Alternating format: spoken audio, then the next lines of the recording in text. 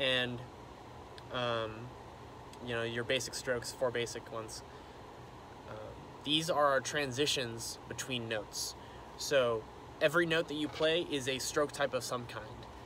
So I'll just go ahead and start defining them. Like, you know, we have one stroke that is a large stroke, or actually, don't even think large, small with it, just a stroke, and then the next stroke is supposed to be at the same height. So that stroke is a full stroke, because we do a full stroke, hitting the drum, and going right back to the same height.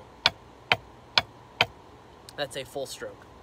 If we need to go to a height lower than said height of the first stroke, let's say I need to start here and then the next note is supposed to be like here, or we start here and a lot more common, our next note is just a tap, we need a downstroke of some kind. So either we get like downstroke for like a decrescendoing figure, or we get downstroke all the way to the tap height.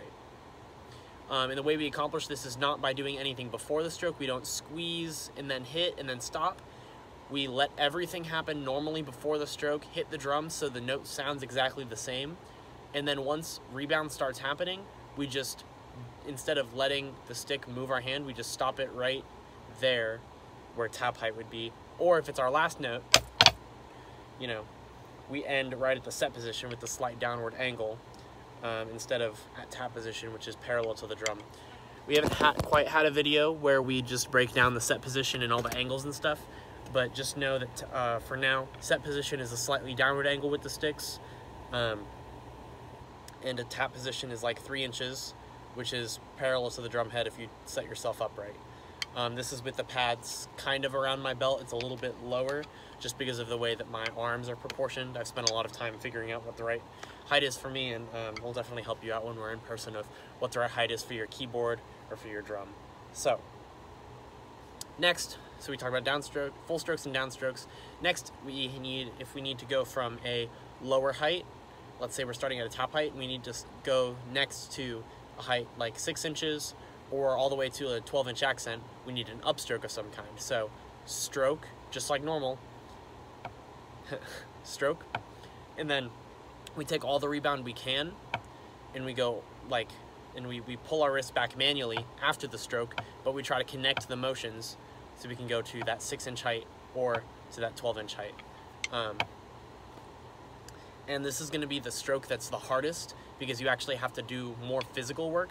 You know, I can do these all day because we just have this. But if we have like upstrokes where we have to go, you know,